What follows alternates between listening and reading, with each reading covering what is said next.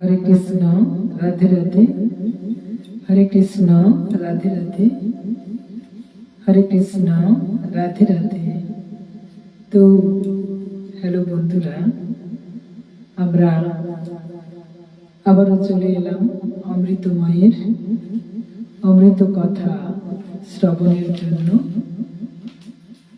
তো অনেকটাই সময় পেরিয়ে গেছে, তো আর অপেক্ষা না করে আমরা কথা শ্রবণে বসে যাব, কারণ সময় খুবই কম। সময় প্রায় নদীর স্রোতের মতো ছুটে চলেছে, আমরাই পারছি না তার পেছনে ছুটতে, তাই তাল মেলাতে, তাই আমাদের সময় অতিক্রান্ত হয়ে যাচ্ছে। ঠিক আমাদের জীবনের সময় যেমন কিভাবে বেরিয়ে চলে যাচ্ছে আমরা বুঝতে পারছি না। তো চলুন আর সময় নষ্ট না করে আমরা শ্রবণে বসে যাই অমৃতময়ের অমৃত কথা।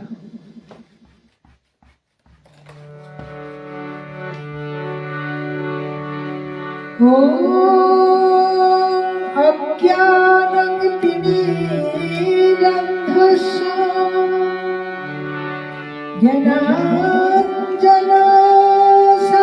জ্ঞানাঞ্জনশলাকয়া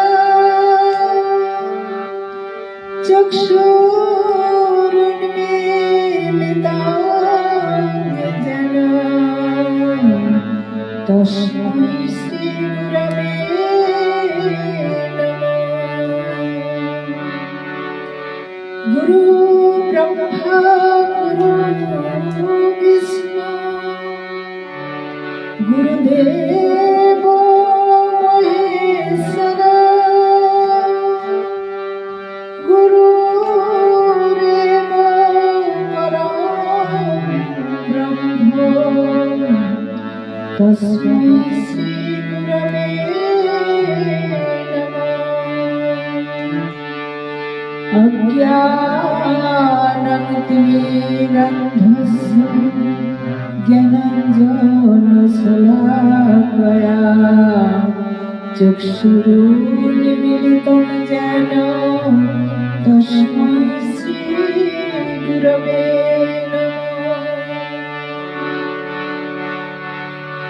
হে কৃষ্ণ করুণা সিন্ধু দীনবন্ধু জগৎপতে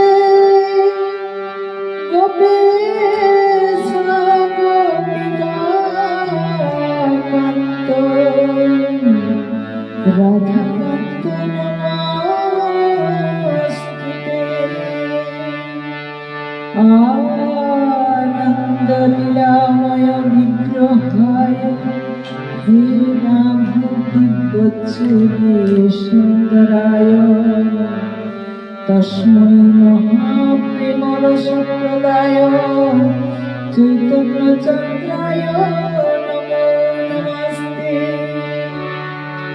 নিত্যানন্দং মাং বন্দে কর্ণে লম্বিত কুণ্ডলং চৈতন্যাগ্রজরূপেণ পবিত্রীকৃত ভূতলং পঞ্চতত্ত্বাত্মকং কৃষ্ণং ভক্তরূপ স্বরূপকং ভক্তাবতারং ভক্তাখ্যাং নমামি ভক্ত শক্তিকং। জয় রূপ সনাতন ভট্ট রঘুনাথ শ্রীজীব গোপাল ভট্ট দাস রঘুনাথ। জয় রূপ সনাতন ভট্ট রঘুনাথ শ্রীজীব গোপাল ভট্ট দাস রঘুনাথ।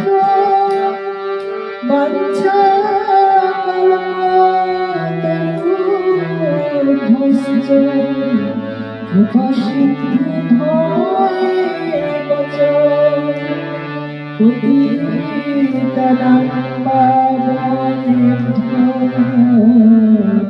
বৈষ্ণব চরণেভ্যো নমো নমঃ।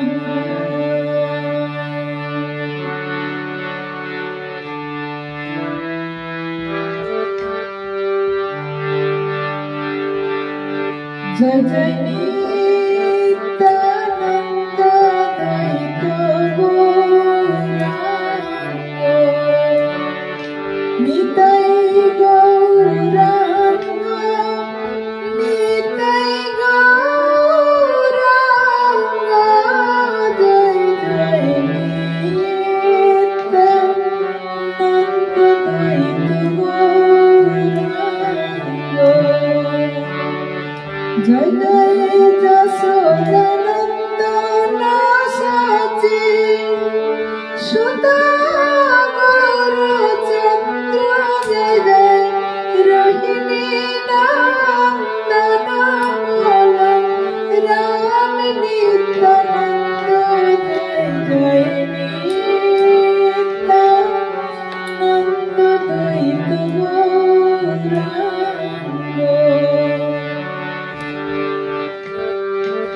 জয় জয় মহাবিষ্ণু অবতার শ্রী অদ্বৈত চন্দ্র জয় জয় গদাধর শিবাসাদি গৌর ভক্ত বৃন্দ জয় জয় নিত্যানন্দ দ্বৈত গৌরাঙ্গ জয় জয় সরুদ্রূপ সনাতন রায় রামানন্দ জয় জয় খণ্ডবাসী নরহরি মুরারি মুকুন্দ জয় জয় নিত্যানন্দ দ্বৈত গৌরাঙ্গ জয় জয় পঞ্চপুত্র সঙ্গে ভজে রায় ভবানন্দ জয় জয় তিন পুত্র সঙ্গে নাচে সেন শিবানন্দ জয় জয় নিত্যানন্দ দ্বৈত গৌরাঙ্গ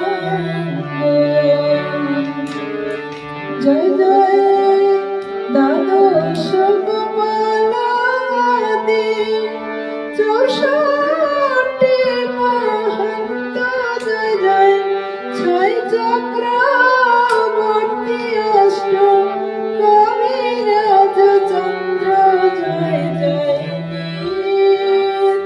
নিত্যানন্দ দ্বৈত গৌরাঙ্গ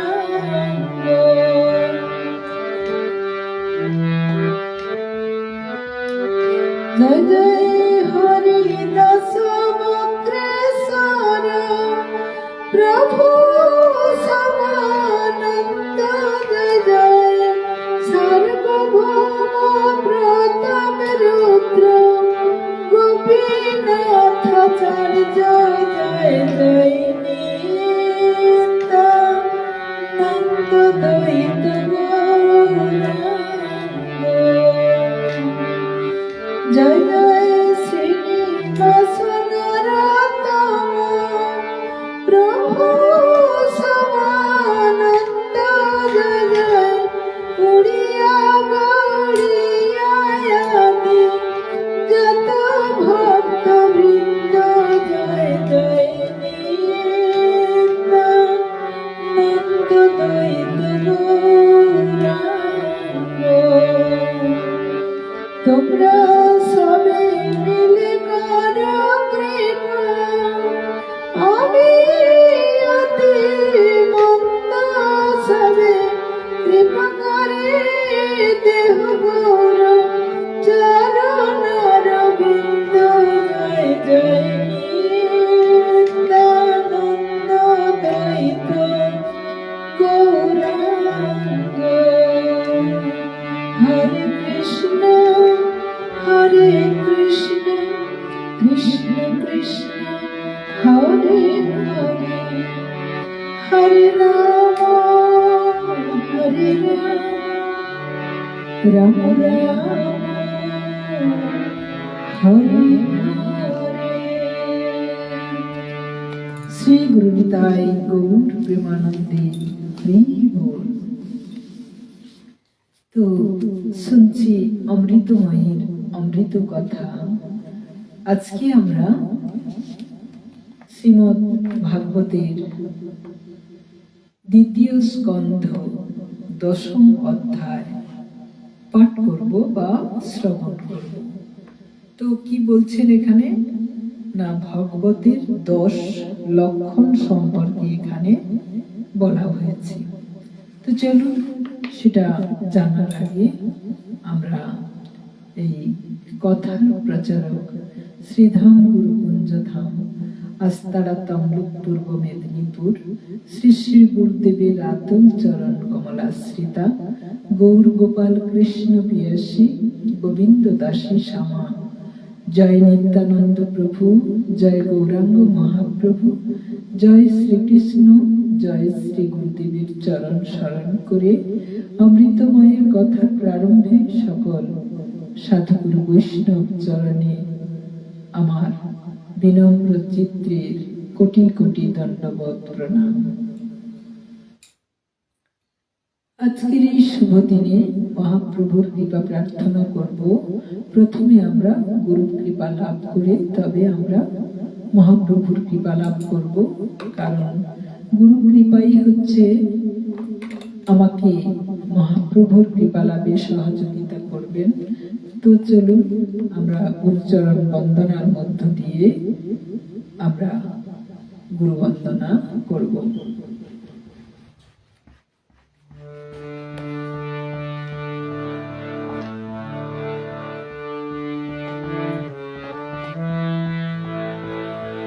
गुरु कृपा ही केवल,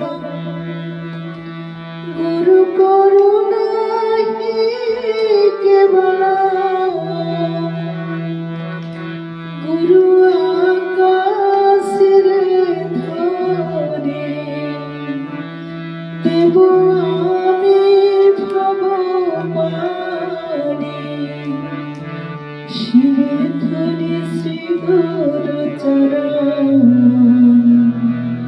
गुरु कृपा केवल, गुरु कृपा केवल, गुरु करुणा केवल, गुरु आकाश रे धरे देव आमी भव पानी शिवे धरि श्री गुरु चरण गुरु कृपा केवल। যাহার করুণায় পার হবে অবহেলায়, যাহার করুণায় পার হবে অবহেলায়, সেই চরণ কর স্মরণ গুরু কৃপা কেবল, গুরু করুণা কেবল, গুরু আকাশ রে ধরে দেব আমি ভব পানি শিবে ধরি শ্রী গুরু চরণ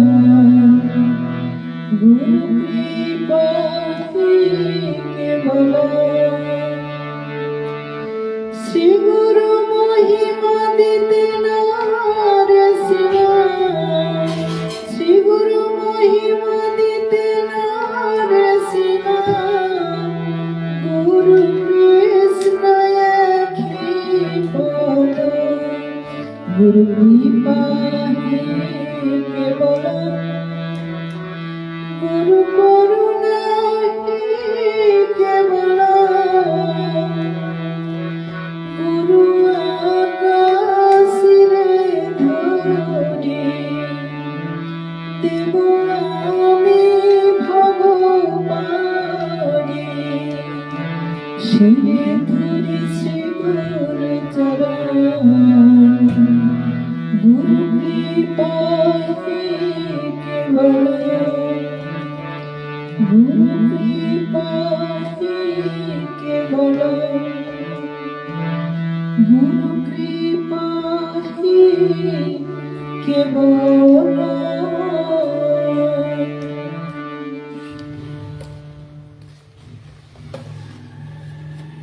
শুনছি অমৃত মায়ের অমৃত কথা। তো গুরু বন্দনার গুরুচরণ বন্দনার মধ্য দিয়ে আমরা চৈতন্য মহাপ্রভুর কৃপা লাভ করব।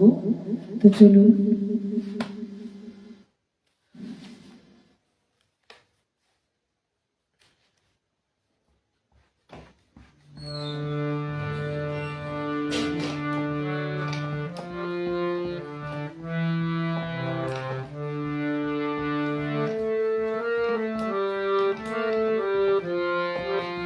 শ্রী কৃষ্ণ চৈতন্য প্রভু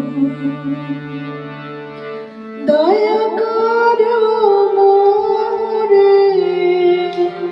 শ্রী কৃষ্ণ চৈতন্য প্রভু দয়া করো মোরে।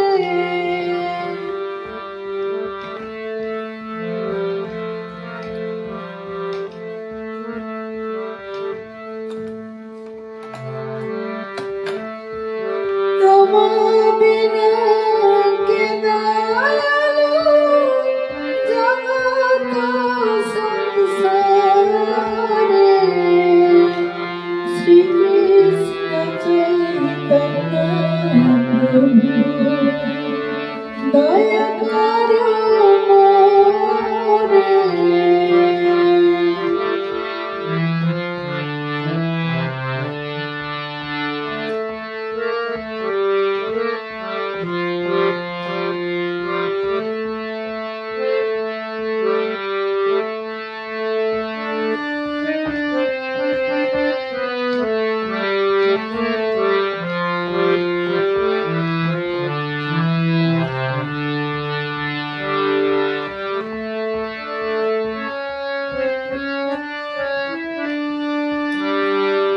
অতীত পাবন হেতু তব অবতার।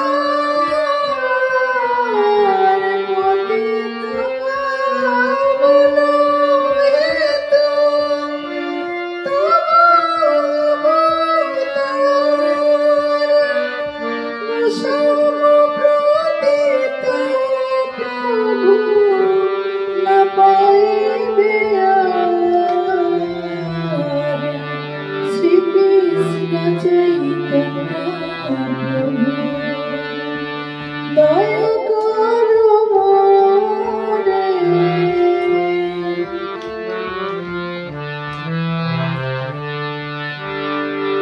হা হা প্রভু নিত্যানন্দ প্রেমানন্দ সুখী কৃপাবলোকন করো আমি বড় দুঃখী। শ্রী কৃষ্ণ চৈতন্য প্রভু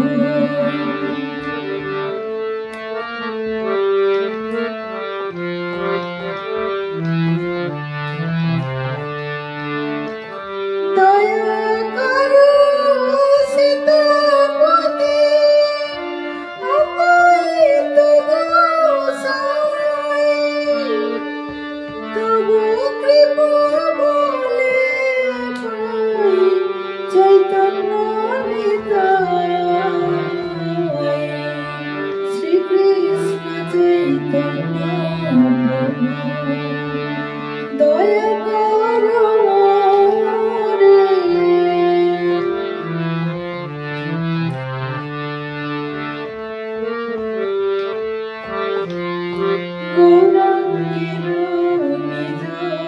শক্তি পণ্ডিত গাদাধারা শ্রীনিবাস হরিদাস মোরে কৃপাকারা।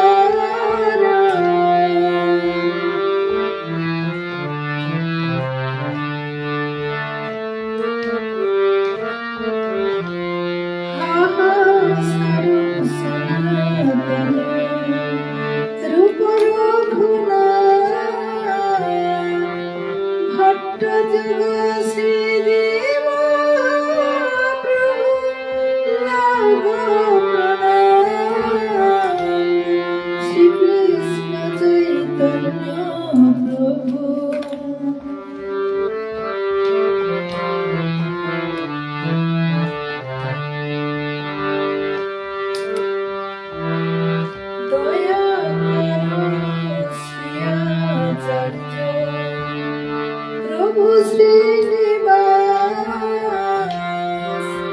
রামচন্দ্র সঙ্গ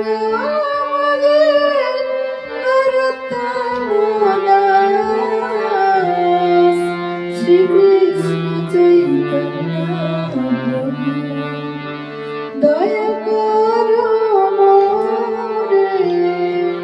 শ্রীকৃষ্ণ চৈতন্য প্রভু দয়া করো মোরে। শ্রীকৃষ্ণ চৈতন্য প্রভু দয়া করো মোরে। শুনছি অমৃতময়ীর অমৃত কথা। তো এই দ্বিতীয় স্কন্ধ 10ম অধ্যায়ে কি বলা হয়েছে না, ভাগবতের 10 লক্ষণ। শুকদেব বললেন, হে রাজন, এই ভাগবত পুরাণের স্বর্গ বিসর্গ স্থান পোষণ উতি মন্বন্তর ঈশানু কথা নিরোধ মুক্তি ও আশ্রয়, এই 10 বিষয়ের বর্ণনা আছে। এই 10 বিষয়ের মধ্যে 10ম আশ্রয় তত্ত্বটি ঠিক অর্থাৎ নিঃসংশয় রূপে জানার জন্য কোথাও শ্রুতি দ্বারা, কোথাও তাৎপর্য দ্বারা, আবার ভাবার্থের দ্বারা, আবার কোথাও এই দুইয়ের সামঞ্জস্য দ্বারা মহাত্মাগণ অন্য 9টি বিষয়কে অত্যন্ত সুগম রীতিতে বর্ণনা করেছেন। ঈশ্বরের প্রেরণায় গুণত্রয়ের মধ্যে আলোড়ন উত্থিত হয়ে তাদের রূপান্তর প্রাপ্তি হলে আকাশ আদি পঞ্চভূত, শব্দাদি পঞ্চতন্ত্রা তন্মাত্র, ইন্দ্রিয়, অহংকার এবং মহত্তত্ত্বের উৎপত্তি হয়। এটিকে বলা হয় স্বর্গ। সেই বিরাট পুরুষ থেকে জাত ব্রহ্মার দ্বারা চরাচর বিশ্বের যে সৃষ্টি রচনা হয় তার নাম বিসর্গ। দুষ্ট দমনের দ্বারা জীবলোকের মর্যাদা রক্ষার নিমিত্ত ভগবান বিষ্ণুর যে উৎসর্গ তার নাম স্থান। নিজের দ্বারা সুরক্ষিত সৃষ্টির মধ্যে ভক্তদের প্রতি তার যে অনুগ্রহ তার নাম পোষণ। মন্বন্তরের অধিপতিগণ ভগবত ভক্তি ও প্রজা পালনরূপ যে সমস্ত বিশুদ্ধ কর্মের অনুষ্ঠান করেন তাকে বলা হয় মন্বন্তর। জীবের যে বাসনা তাকে কর্মে প্রবৃত্ত করে কর্মফলজনিত বন্ধন জালে আটকে ফেলে তার নাম অতি। শ্রীহরির অবতার চরিত্র এবং তার অনুবর্তী মহাত্মাগণের নানাবিধ উপাখ্যানযুক্ত ইতিহাসপূর্ণ কথার নাম ঈশকথা। ভগবানের যোগ নিদ্রাবস্থায় শয়নকালে জীবের নিজ উপাধি সহিত তার মধ্যে যে লয় তারই নাম নিরোধ। অজ্ঞান কল্পিত কর্তৃত্ব, ভর্তৃত্ব ইত্যাদি অনাত্ম ভাব পরিত্যাগ করে নিজের স্বরূপ পরমাত্মার সাক্ষাৎকারের নাম মুক্তি। হে মহারাজ, এই চরাচর বিশ্বের উৎপত্তি ও লয় যে তত্ত্বের দ্বারা উপলব্ধ হয়, সেই পরব্রহ্মই আশ্রয়। শাস্ত্রে তাকেই পরমাত্মা বলা হয়। চক্ষুরাদি ইন্দ্রিয়াভিমানী দ্রষ্টা যে জীব, তিনি ইন্দ্রিয়াদি অধিষ্ঠাত্রী দেবতা, সূর্য ইত্যাদি রূপেও বর্তমান এবং নেত্রগোলক যুক্ত দৃশ্য স্থূল দেহাদি উক্ত দুটির মধ্যে ভেদের কারণ। এই তিনের মধ্যে একের অভাবে অন্য দুইয়ের উপলব্ধি হয় না। অতএব যিনি এই তিনকেই জানেন, সেই পরমাত্মাই সকলের অধিষ্ঠান, আশ্রয় তত্ত্ব। তার আশ্রয় তিনি স্বয়ংই, অন্য কেউ নয়। আদি ভৌতিক দেহ ছাড়া আধ্যাত্মিক চক্ষুর আদি করণসমূহ কার্যকরী হয় না। আবার আধ্যাত্মিক করণসমূহ ছাড়া তত্ত্বাধিষ্ঠাতা সূর্যাদি দেবগণও কার্যকরী হয় না, এবং অধিষ্ঠাতা দেবগণ ছাড়া কর্ণাদিও প্রবর্তিত হয় না। করণবর্গ ছাড়া অধিভৌতিক দেহের উপলব্ধি হয় না। এইভাবে যখন এদের একের অভাবে অন্যের উপলব্ধি হয় না, তখন তিনি আধ্যাত্মিক, আধি দৈবিক ও আধি ভৌতিক এই তিনটে জানেন। তিনি দেহ ইন্দ্রিয়াদির দ্রষ্টা, স্বয়ং, অন্য কেউ নয়। পূর্বোক্ত বিরাট পুরুষ যখন ব্রহ্মনিহিত অণ্ডকে ভেদ করে বিনির্গত হলেন, তখন তিনি নিজের বাসস্থানের সন্ধান করতে করতে শুদ্ধ সংকল্প পুরুষ হওয়াতে অত্যন্ত পবিত্র জল সৃষ্টি করলেন। বিরাট পুরুষ রূপ নর থেকে উৎপন্ন বলেই সেই জলের নাম হলো নার। নর শব্দের সাক্ষাৎ নারায়ণকে বোঝায়, এবং সেই নিজ অঙ্গ থেকে অদ্ভুত নার এর মধ্যে তিনি 1000 বৎসর আশ্রয় নিয়েছিলেন, তাই তার নাম নারায়ণ। নার এর অয়ন মানে নিবাস স্থান। সেই নারায়ণ ভগবানের অনুগ্রহেই দ্রব্য, কর্ম, কাল, স্বভাব এবং জীব সত্তাবান হয়।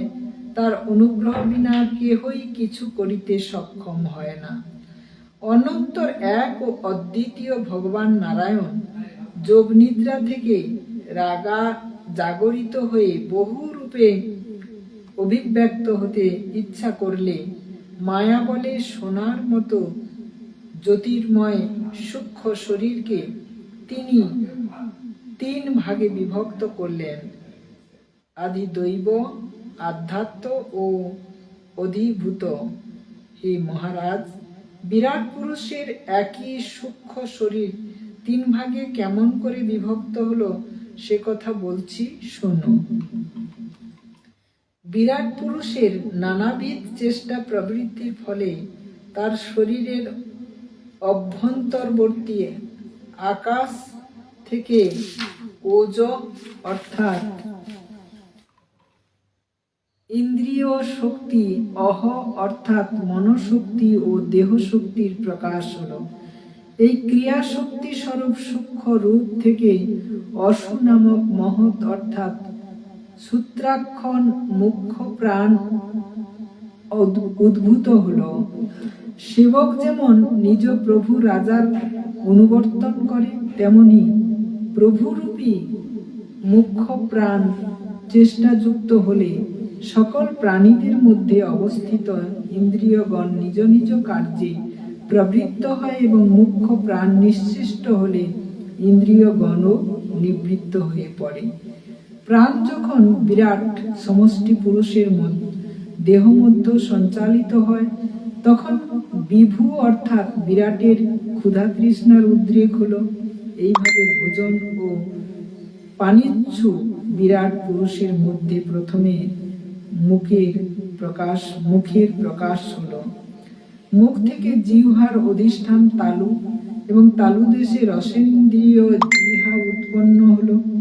এরপর রসনা, গ্রাহ্য, মধুরা আদি 6 রসের অভিব্যক্তি হলো। পরে এই বিরাট পুরুষ বাক্য উচ্চারণ অভিলাষী হলে তার মুখ থেকে বাগীন্দ্রিয়, ততধিষ্ঠাত্রী দেবতা অগ্নি এবং তদ্ধিন বাক্য প্রকাশ পায়। এরপর বহুদিন তিনি গর্ভোদকে নিশ্চেষ্ট সূক্ষ্ম রূপে অবস্থান করাতে সমস্ত ইন্দ্রিয় তাদের অধিষ্ঠাত্রী দেবতাগণ ও তার সেই সব বিষয় তার মধ্যে অবরুদ্ধ ছিল। অনন্তর প্রাণবায়ু উদ্বেল হলে নাসারন্ধ্র দুটি উৎপন্ন হলো। তিনি যখন গন্ধ গ্রহণের ইচ্ছা করলেন তখন সেই নাসাপুটের বিষয়স্থানীয় গন্ধবহ বায়ু ঘ্রাণেন্দ্রিয় ও তদ্ধিষ্ঠাত্রী বায়ু দেবতা উৎপন্ন হলেন। প্রথমে যখন কোনো মায়িক বস্তুর প্রকাশ ছিল না তখন তিনি স্বীয় মূর্তি ও অন্যান্য বস্তু দেখবার অভিলাষী হলে তার চক্ষুদ্বয়ের অধিষ্ঠান উৎপন্ন হলো। অনন্তর সেখানে অধিষ্ঠাত্রী দেবতা সূর্য ও চক্ষুর ইন্দ্রিয়া প্রকট হলো। এইভাবেই তিনি রূপ দর্শন করতে লাগলেন। বেদবাক্য দ্বারা ঋষিবৃন্দ সেই বিরাট পুরুষকে তার মহিমা শব্দ দ্বারা বোঝাতে চাইলে তিনি তা শুনতে চাইলেন। সেই অভিলাষ বশেই তার 2 কর্ণবিবর, তাদের অধিষ্ঠাত্রী দেবতা দিকসমূহ ও শ্রবণেন্দ্রিয়ের শ্রবণের শক্তির উদ্ভব হলো। তার থেকে শব্দের পরিগ্রহ হয়ে থাকে। তিনি যখন বস্তুর কোমলতা, কাঠিন্য, লঘুত্ব, গুরুত্ব, উষ্ণত্ব ও শীতলত্ব এই সরল ধর্ম অনুভবের ইচ্ছা করলেন তখন ত্বক অর্থাৎ ত্বগীন্দ্রিয়ের অধিষ্ঠান চর্ম প্রকাশ হলো। পৃথিবীর উপরে যেমন বৃক্ষাদি জন্মায় তেমনি তার সেই চর্মে রোমকূপ সৃষ্টি হলো এবং তার অন্তরে বাহিরে অবস্থানকারী বায়ুরও সৃষ্টি হলো। স্পর্শরোধকারী ত্বগীন্দ্রিয় ও সঙ্গে সঙ্গেই শরীরের সর্বাঙ্গে আবৃত হয়ে গেল এবং তার থেকে তার স্পর্শ অনুভবের শক্তি জন্মালো। পুরুষ বিবিধ কর্ম করতে ইচ্ছুক হলে তার হস্ত বহির্গত হলো। সেই হাতে গ্রহণ করা শক্তি হস্তেন্দ্রিয় এবং তার অধিদেবতা ইন্দ্র উৎপন্ন হলেন। এই 2 আশ্রয় থেকে তদাধীন গ্রহণরূপ অর্থাৎ আদানরূপ কর্ম প্রকাশ হল। তিনি অভীষ্ট স্থানে গমন করতে ইচ্ছা করলে তার শরীরে পদদ্বয় উৎপন্ন হল। চরণের সাথেই পাদেন্দ্রিয়ের অধিষ্ঠাত্রী দেবতা স্বয়ং যজ্ঞপুরুষ ভগবান বিষ্ণু বিরাজমান হলেন। তার দ্বারা গতিরূপ কর্মের প্রকাশ হল। এই গতিরূপ কর্মশক্তি দ্বারাই মানুষ যজ্ঞীয় দ্রব্য আহরণ করে, যজ্ঞাদি কর্ম সম্পাদন করে। সন্তান উৎপাদনের জন্য রতি ও তাহার ফলে পুত্রাদি দ্বারা স্বর্গাদি লোক লাভেচ্ছু বিরাট পুরুষের শরীরের মধ্যে শিশু উৎপন্ন হল। তার মধ্যে উপস্থেন্দ্রিয় তথা অধিষ্ঠাত্রী দেবতা প্রজাপতি উৎপত্তি হল। অনন্তর উভয়ের বিষয় কাম সুখ উৎপন্ন হল। ভুক্ত অন্যের অসারাংশ পরিত্যাগ করতে অভিলাষী বিরাট পুরুষ গুহ্যদ্বার উৎপন্ন হল। তদনন্তর তার মধ্যে পায়ু ইন্দ্রিয় এবং তধিষ্ঠাত্রী দেবতা মিত্রদেবের উৎপত্তি হল। এই 2 বিষয়স্থানীয় মলত্যাগ রূপ কর্ম প্রকাশ হল। আপন মার্গ দ্বারা শরীর থেকে শরীরে রান্তরে সম্যক রূপে গমনেচ্ছু বিরাট পুরুষের নাভিদ্বার উৎপন্ন হল। তার থেকে আপন ও মৃত্যু দেবতা প্রকাশ হলেন। এই দুইয়ের অর্থাৎ নাভিদ্বারে প্রাণবায়ু ও অপানবায়ুর বিশেষ বা বন্ধনচ্যুত হলে মরণ বা দেহত্যাগ হয়। তিনি ভক্ষ ও পানীয় অন্ন জল গ্রহণেচ্ছু হলে পরে কুক্ষি অস্ত্র ও নারীসমূহ উৎপন্ন হল। অন্ত্র অন্ন সংগ্রহে ও নারী পান সংগ্রহে ইন্দ্রিয় স্থানীয়করণ, তার সাথে কুক্ষির দেবতা সমুদ্র, নারীর দেবতা নদী এবং তুষ্টি অর্থাৎ উদরপূর্তি এবং পুষ্ট অর্থাৎ রস পরিপাক জনিত স্থূলতা ইন্দ্রিয় ও দেবতাদের বিষয়রূপ প্রকাশ হল। তিনি মায়া ও মায়িক বস্তু চিন্তা করতে ইচ্ছা করলে হৃদয়ের উৎপত্তি হলো।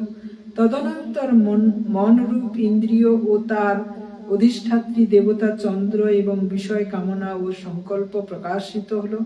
তদনন্তর বিরাট পুরুষের দেহে ক্ষিতি অবতেজ থেকে সুপ্ত ধাতুর ত্বক, চর্ম, মাংস, রক্ত, মেদ, মজ্জা ও অস্থি প্রকাশ পেল।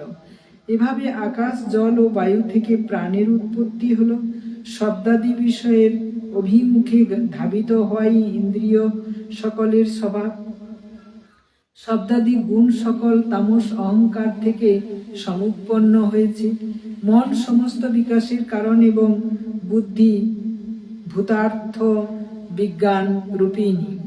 হে রাজন, ক্ষিতি, অপ, তেজ, মরুত, বোম, অহংকার, মহৎ ও প্রকৃতি, এই 8টি আবরণের দ্বারা চতুর্দিকে আবৃত ভগবানের বিরাট রূপ আমি তোমার কাছে বর্ণনা করলাম।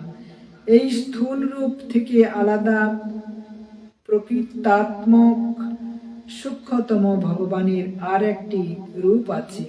সেই রূপ অব্যক্ত, নির্বিশেষ, আদি মধ্য অন্তবিহীন এবং নিত্য বাণী ও মনের গোচরাতীত। ভগবানের স্থূল ও সূক্ষ্ম রূপ, ব্যক্ত ও অব্যক্ত রূপ আমি তোমার কাছে বর্ণনা করলাম। এই দুই রূপই তার মায়ার বিলাস। এই জন্য বিবেকী পুরুষগণ এই দুই রূপকেই স্বীকার করেন না। প্রকৃতপক্ষে ভগবান অক্রিয়, তিনি সর্বাতীত এবং প্রাকৃত ক্রিয়া বিসর্জিত হয়েও নিজের শক্তিতেই সক্রিয় হয়ে চতুর্মুখ ব্রহ্মারূপ ধারণ করে সকর্মা হয়ে বাচক রূপে দেব, মনুষ্য আদি নাম ও বাচ্য রূপে তাদের যথাযোগ্য রূপ ও ক্রিয়া সৃষ্টি করে থাকেন। হে পরীক্ষিত, প্রজাপতি, মনু, দেবতা, ঋষি, পিতৃগণ, সিদ্ধ, চারণ, গন্ধর্ব, বিদ্যাধর, অসুর, যক্ষ, কিন্নর, অপ্সরা, নাগ, সর্প, কিমপুরুষ, উগর ও উরগ, মাতৃগণ, রাক্ষস, পিশাচ, প্রেত, ভূত, বিনায়ক, কুষ্মাণ্ড, উন্মাদ, বেতাল, ধাতু, জাতুধান, গ্রহ, পক্ষী, মৃগ, পশু, বৃক্ষ, পর্বত, সরীসৃপ ইত্যাদি যত রকম নাম রূপ সংসারে আছে সবই সেই ভগবানেরই নাম এবং রূপ। চর ও অচর ভেদে সংসারে দুই রকম, আবার জরায়ুজ, অন্ডজ, স্বেদজ ও উদ্ভিজ ভেদে 4 রকম। যত জলচর, স্থলচর ও খেচর প্রাণী আছে সেই সবই শুভ, অশুভ এবং মিশ্র কর্মফলানুরূপ দেহধারী। সত্য, রজ ও তমগুণ ভেদে দেবতা, মনুষ্য ও নারকীয় এই 3 প্রকার যোনিতে জন্ম হয়ে থাকে। এই 3 গুণের মধ্যেও এক একটির গতি উত্তমাদি ভেদে 3 প্রকারের হয়। যখন এক গুণ অপর গুণ কর্তৃক অভিভূত হয় তখন গতি বৈচিত্র্যের এই হলো কারণ। সেই ভগবানই আবার জগৎ ধারণ ও পোষণ বিলাসী হয়ে ধর্মময় বিষ্ণু রূপ ধারণ করে দেবতা, মনুষ্য ও পশু পক্ষী ইত্যাদি রূপে অবতার গ্রহণ করেন এবং বিশ্বের পালন করেন। প্রলয়ের সময়ে আবার এই ভগবানই নিজের সৃষ্টি ও বিশ্বকে কালাগ্নি স্বরূপ রুদ্র রূপ ধারণ করে সবকিছু নিজের মধ্যে এমন করে লীন করে নেন, যেভাবে বায়ু মেঘমালাকে নিজের মধ্যে লীন করে। হে পরীক্ষিত, মহাত্মাগণ অচিন্ত ঐশ্বর্য ভগবানকে এভাবেই বর্ণনা করেছেন। কিন্তু তত্ত্বজ্ঞানী পুরুষ গণের কেবল সৃষ্টি স্থিতি ও সংহার কর্তারূপেই তাকে জানতে চাওয়া উচিত নয়, কারণ তিনি তো এ সবেরই ঊর্ধ্বে। এই সৃষ্টি রচনা প্রভৃতি কর্ম নিরূপণ করে পূর্ণ পরমাত্মার সঙ্গে কর্ম বা সম্পর্ক স্থাপন করা শ্রুতির তাৎপর্য নয়। এ তো শুধুমাত্র মায়াতে আরোপিত হওয়ার দরুন কর্তৃত্বকে নিষেধ করার জন্য। এরূপে ব্রহ্মার মহাকল্প ও অবান্তর কল্পের বর্ণনা করা হলো। সমস্ত কল্পে সৃষ্টিক্রম একই রকম, প্রভেদ শুধু এই যে মহাকল্পের প্রারম্ভে প্রকৃতির থেকে ক্রমশ মহত্তত্ত্বাদির উৎপত্তি হয়, আর কল্পের প্রারম্ভে প্রকৃতির সৃষ্টি যেমন হয়ে থাকে তেমনই হয়। চরাচর প্রাণীর বৈকৃত সৃষ্টি নতুন ভাবে হয়। হে মহারাজ পরীক্ষিত, কালের সূক্ষ্ম ও সূক্ষ্ম পরিমাণ কল্পের লক্ষণ, অর্থাৎ কল্প যেরকম তার অবান্তর অবয়ব যত প্রকার, অর্থাৎ অবান্তর কল্প এবং কল্পের অন্তর্গত মন্বন্তরের বর্ণনা এরপরে করছি। এখন তুমি যে কল্পে শ্রী ভগবানের নাভিকমল থেকে ব্রহ্মার উৎপত্তি হয়, সেই পদ্মকল্পের বর্ণনা মন দিয়ে শোনো। শৌনকাদি মুনি প্রশ্ন করলেন, হে সুত, আপনি আগে বলেছিলেন যে ভগবানের ভক্ত চূড়ামণি বিদুর দোস্তার্য বন্ধুগণ পরিত্যাগ করে পৃথিবীর তীর্থ সকল পরিভ্রমণ করছেন। সেই তীর্থ ভ্রমণকালে মৈত্রেয় মুনির সাথে তার আধ্যাত্মিক আলোচনা কোথায় হয়েছিল এবং তার প্রশ্নের উত্তরে মৈত্রেয় মুনি কি বলেছিলেন? হে সুত, আপনি শান্ত স্বভাব, আপনি মহামতি বিদুরের সেই চরিত্র আমাদের বলুন। তিনি তার আত্মীয় স্বজনদের কেন পরিত্যাগ করেছিলেন, আবার তাদের কাছে কেন ফিরে এসেছিলেন? সুত বললেন, হে শৌনকাদি ঋষিগণ, মহারাজ পরীক্ষিত এই প্রশ্নই করেছিলেন। তার জিজ্ঞাসার উত্তরে শ্রী শুকদেব রাজাকে যা বলেছিলেন আমি আপনাদের কাছে সেই সবই বলছি, মন দিয়ে শুনুন। তো বন্ধুরা, এই ছিল আজকে আমাদের দশম অধ্যায়ে দ্বিতীয় স্কন্ধ দশম অধ্যায় ভাগবতের কাহিনী। তো আমরা শ্রবণ করলাম, এখানেই আমি বিশ্রাম রাখছি। গুরবে গৌরচন্দ্রায় শ্রী রাধিকায় তদালয়ে কৃষ্ণায় কৃষ্ণ ভক্তায় তদ্ভক্তায় নমো নমঃ। বঞ্চকল্পতরুভ্যশ্চ কৃপা সিন্ধু ভয়েবচ পতিতানাং পাবনেভ্যো বৈষ্ণবচরণেভ্যো নমো নমঃ।